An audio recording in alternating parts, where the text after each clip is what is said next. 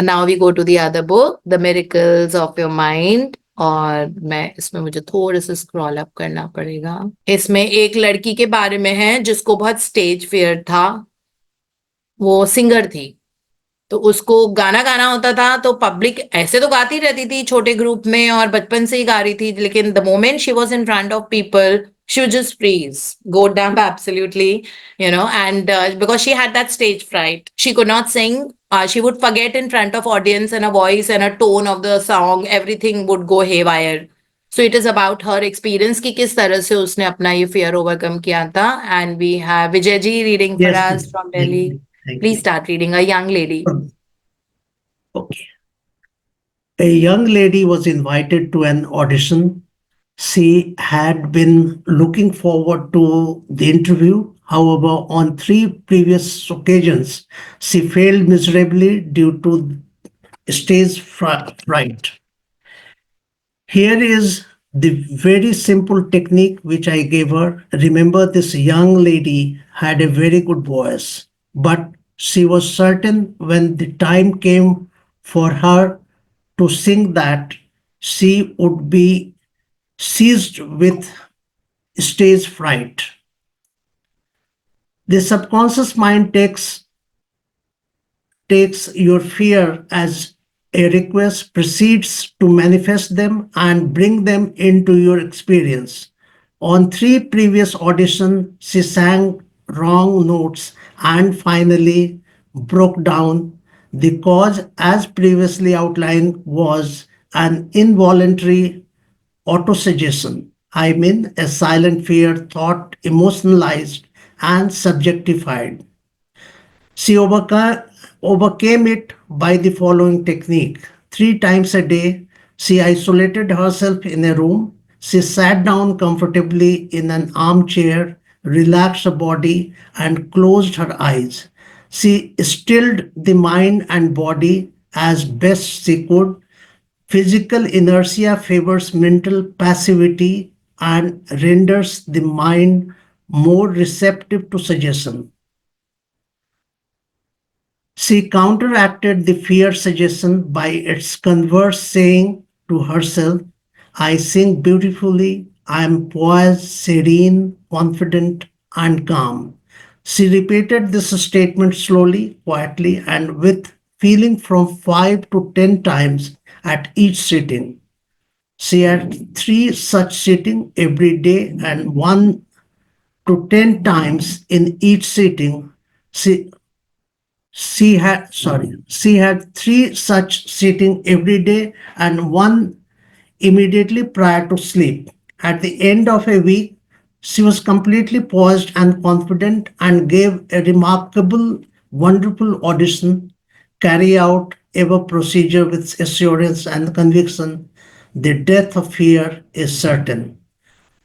Occasionally, young man from the local university came to see me, and also school teachers who seemed to suffer from suggestion amnesia at examinations. The complaint is always the same. I know the answer after the examination is over, but I can't remember the answer during the examination. एक second Vijay ji. सो ये वाला experience हमारा beautiful ये है that एक female थी, बहुत अच्छा गाती थी, स्टेज पे जाती थी तो फ्रीज हो जाती थी, उसको लोगों के सामने पब्लिक अपीयरेंस में गाना, वो सब बिल्कुल उसका दिमाग बिल्कुल कोल्ड हो जाता था। तो उसको डॉक्टर मर्फी ने ये सजेस्ट किया था कि दिन में 3 बार अल्फा स्टेट में, मतलब डीप ब्रीदिंग करो, अल्फा स्टेट में जाओ और अपने आप को बोलो, I sing beautifully, I am poised, serene, confident and calm. अब बस ये चैंट करने को बोला, I sing beautifully, I am poise, serene, confident and calm. धीरे धीरे सबकॉन्शियस माइंड ने ये मानना शुरू कर दिया, बिकॉज सबकॉन्शियस माइंड के पास तो वो सही गलत वाला दिमाग होता नहीं है। It just goes on your suggestions and on your commands. वो कमांड पे काम करता है, आप कमांड दो वो करेगा, है ना। क्योंकि उसने इसके इतनी पहली बार इस इमोशंस डाले थे, मैं ना ये भूल जाती हूँ मैं तो। उसके बाद जो अभी विजय जी ने लास्ट पैराग्राफ पढ़ा था अभी वाला, जहां हमने खत्म किया था, तो उसमें था कि एग्जाम जब भी किसी का होता है, when ever they appear for any exam और एनीथिंग जहां पे उनको कुछ याद रखने की जरूरत होती है, वो यही बोलते हैं, जब एग्जाम पेपर होता है ना, आई ऑलवेज फॉरगेट, तो उन्होंने लिखा है ये सजेस्टिव एमनीजिया होता है, बिकॉज आपने अपने आप को बोल बोल के अपनी मेमोरी ऐसे कर ली है कि मुझे याद ही नहीं रहता कुछ, मैं तो भूल जाती हूँ, मुझे याद ही नहीं रहता, मैं तो कुछ रख के भी भूल जाती हूँ मैं।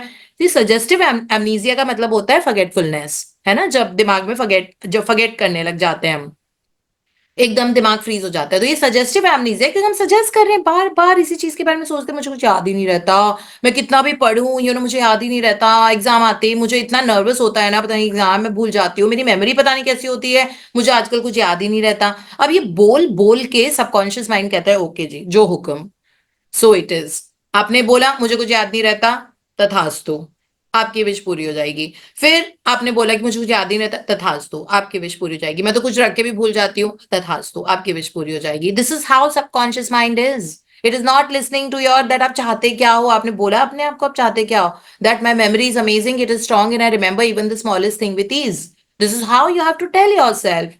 अपने बारे में कभी बुरी बुरी बातें मत करो, that I am like that, मुझसे ये होता नहीं है, मैं पता नहीं एकदम से ऐसा हो जाता है, मुझे बहुत जल्दी गुस्सा आ जाता है। ये बोल बोल के हमने अपने आप को किया, ये सारे सजेशंस हैं जो हम बोलते हैं, है ना। इंस्टेड वो बोल रहे हैं दैट मतलब ये बता रहे हैं कि लोग कंप्लेन करते हैं I know the answers, examination खत्म हो जाता है तो मुझे सब कुछ याद आ जाता है, बट जब मैं दे रही होती हूँ तो मुझे याद नहीं आते आंसर्स। सो ये ऐसे सजेशन नहीं करने अपने आप को, इसीलिए जो सेल्फ टॉक होती है, ऑटो सजेशन, हम अपने बारे में क्या करते हैं, ये बहुत इंपॉर्टेंट होती है। हम आगे पढ़ते हैं। हाँ जी विजय जी।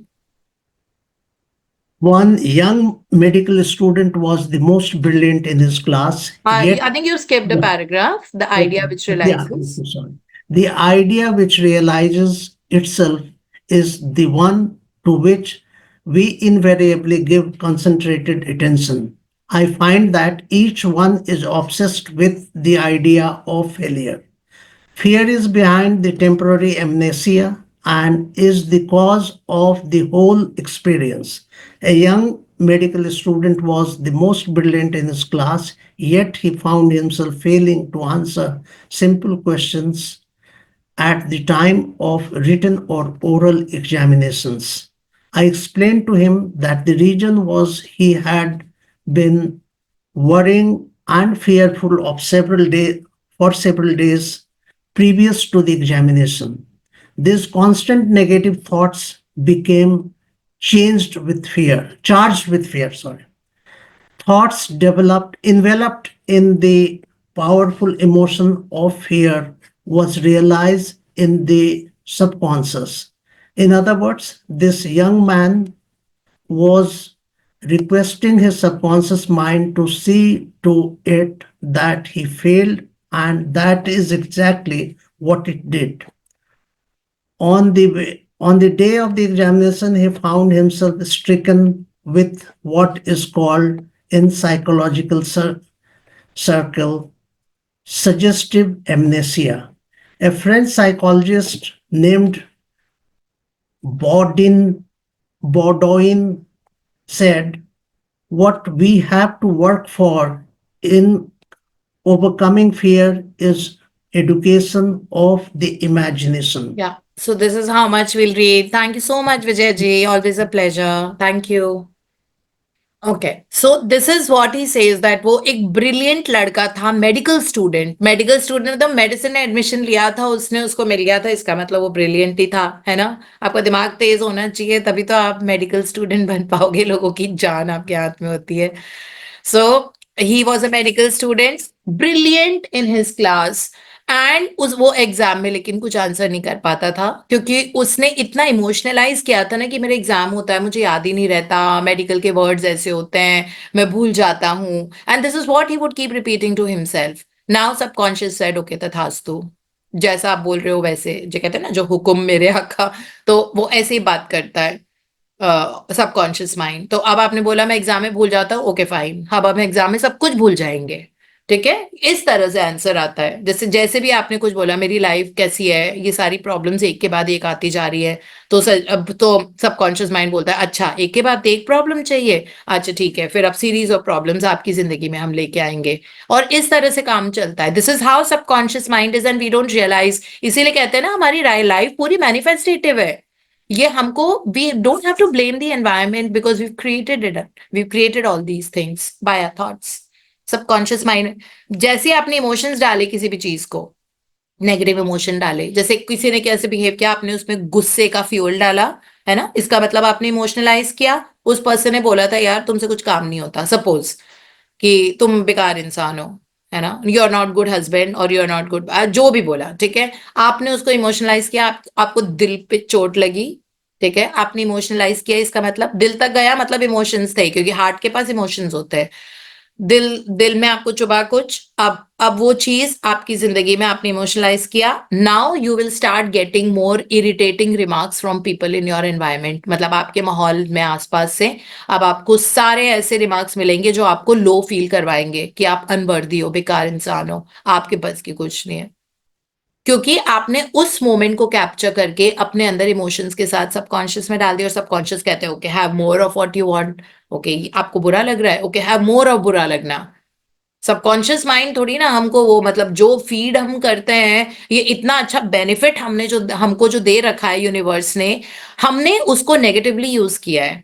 ये बेनिफिट है कि आप उल्टा पुल्टा कुछ सोचते जा रहे हो, वो आपकी जिंदगी में होता जा रहा है, तो आप चेंज करते हैं ना अपने थॉट, है ना। अब हमको ये हैक पता लग गया है, हमको ये साइंस पता लग गई है कि सबकॉन्शियस माइंड एक क्लीन स्लेट की तरह है, आपकी जिंदगी वो है जो आप उस पे लिखते हो, ठीक है, क्लीन स्लेट हमको दे रखी है, सबकॉन्शियस माइंड है। आप सोचो कि एक बहुत बड़ा जिंदगी का ब्लैक बोर्ड आपके पास है और चौक आपको हाथ में दे रखी है सफेद रंग की, अब आप लिखो उस ब्लैक बोर्ड पे क्या जिंदगी चाहिए, आपको ये लिखना है, और वो जो लिखोगे आपको ये भी बताया जाता है दैट ये आपकी जिंदगी का ब्लैक बोर्ड है, what ever you right on it will come true for you. तो उस पे आप लिख रहे हो उसने मुझे बोला मुझे बुरा लगा, अब वो हो जाएगा, क्योंकि वो सत्य वचन आपकी जिंदगी का ट्रुथ है। अगर आपने ये बोला that I M thriving and growing in my life, अब वो सत्य वचन हो जाएगा, आपकी जिंदगी वो आपको देगी, ओके जो हुक्म, ओके दैट विल हैपन। अब आपने उस पे लिखा my income is constantly growing and I am really loving the financial freedom and financial stability, okay जो हुक्म, अब वो होगा, अब आपके पास financial freedom and financial stability आती जाएगी, ठीक है। उसके बाद आपने नेक्स्ट लाइन लिखी ओ गॉड मेरा इतना सारा खर्चा हो गया आज का तो दिन, बाय गॉड बहुत खर्चा हुआ, इमोशनलाइज किया आपने, ओके यूनिवर्स सेड ओके जो हुक्म, and you will start having overspending of the money here and there, you will also lose money, why, because आपने स्लेट पे लिखा था ना मेरा बहुत ज्यादा खर्चा होता जा रहा है, ओवर स्पेंडिंग हो गई, अब लो और ओवर स्पेंडिंग नहीं हो रही है तो चोरी हो जाएगा पैसा। तो इस तरह कर करके हमें अपनी जिंदगी में सब क्रिएट करते हैं, तभी तो हम कहते हैं that you are responsible for your life, change your auto suggestions, change the self talk that you doing to yourself and you will see outward realities changing. अच्छे थॉट करो, माइंड बहुत ट्रेनेबल होता है, choose wisely choose wisely choose wisely.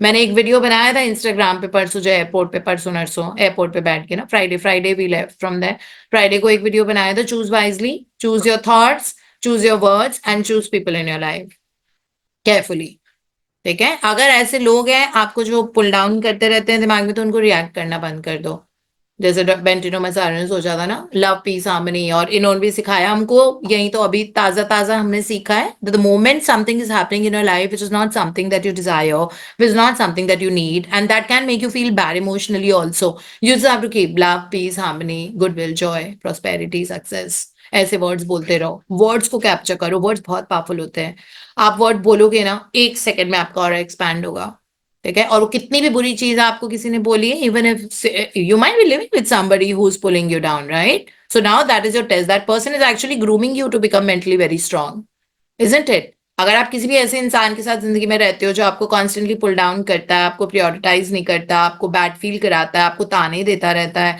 Which is a time that वो person आपको सिखा रहा है कि आप इमोशनली स्ट्रांग होके अपने थॉट्स को कैसे चूज कर सकते हो, वो पर्सन एक बहुत बड़ा नियामत है आपकी जिंदगी में, it's a boon in your life, you know, that you, because you could not train your mind yourself, so God has given you that person in your life so that you can learn to get trained, you know, the hard way।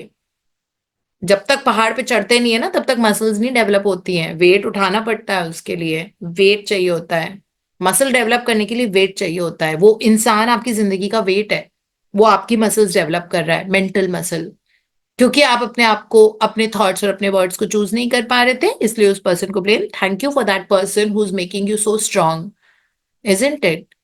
मैं पहले हमेशा बोलती थी कि मेरे पापा मुझे इतने पहले छोड़ के चले गए, मुझे अपने पापा का प्यार नहीं मिला, है ना, सबके पापा, कोई भी मुझे, मेरे इतने सारे फ्रेंड्स है वो अपने पापा के बारे में बात करते हैं, तो मुझे लगता था कि मेरे पास तो वो मतलब मुझे तो वो जॉय नहीं मिला, है ना। मतलब जो होता है ना कि पापा गाइड कर रहे हैं, पापा केयर कर रहे हैं, कोई आपको जायदाद दे के जा रहा है, कोई बोलता है my father has given me so much, it is my father.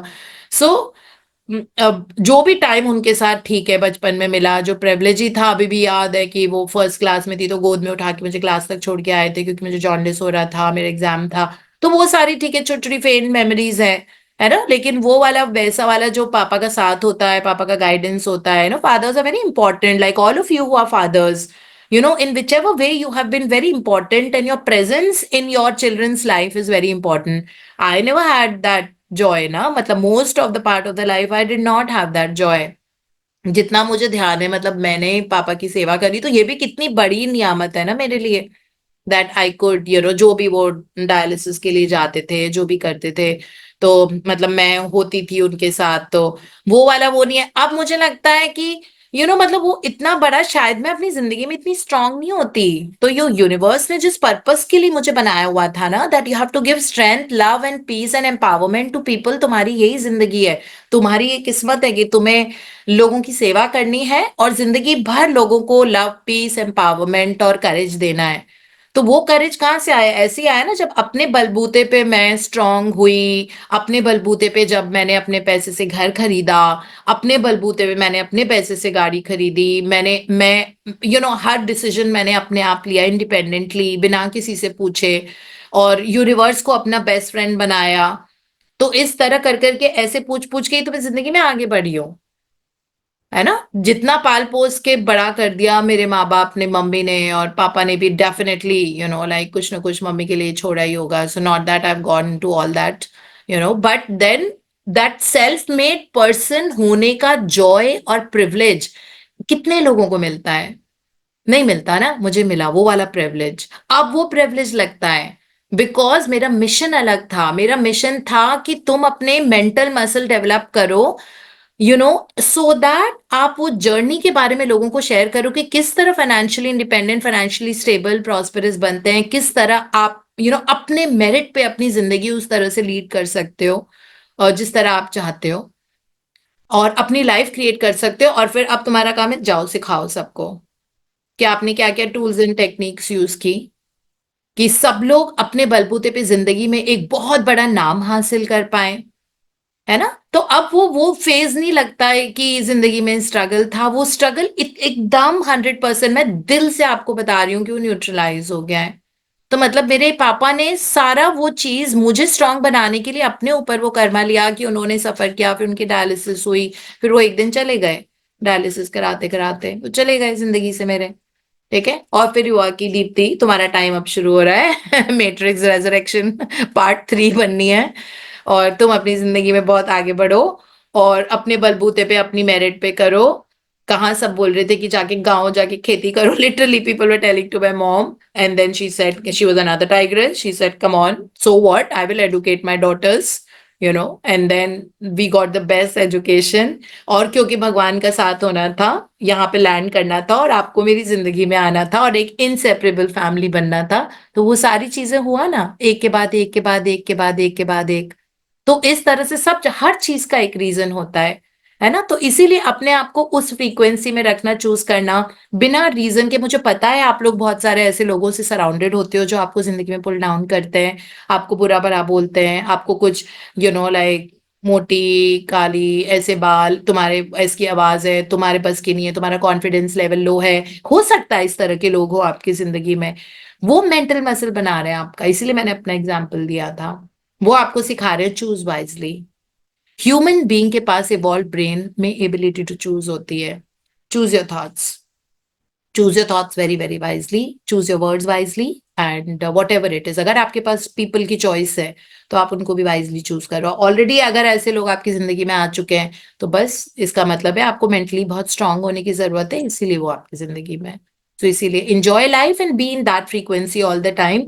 Abolish all fear, में कुछ होता ही नहीं है ना। कल प्रिया ने बताया था जिस चीज से फियर है वो चीज करो, इसमें लिखा हुआ था जिस तरह से। तो आज भी हमने पढ़ा दैट ये ऑटो सजेशन जो हमारे होते हैं ना, ये हमको पुल डाउन करते हैं। तो अपने वर्ड्स, अपने थॉट्स और पीपल इन योर लाइफ को wisely associate with with strong powerful people, अगर आपको कभी मौका मिलता है, विद डिसिप्लिन पीपल। कई बार ओवर डिसिप्लिन पीपल आपको अच्छे नहीं लगेंगे, ठीक है, बिकॉज ऑब्वियसली आप में इतना ज्यादा कंप्लेसेंसी है और आपको सुपर डिसिप्लिन को इंसान आपकी जिंदगी में आता है, सुपर प्रोग्रेसिव, तो आपको बहुत मुश्किल लगेगा उसके साथ एडजस्ट करना।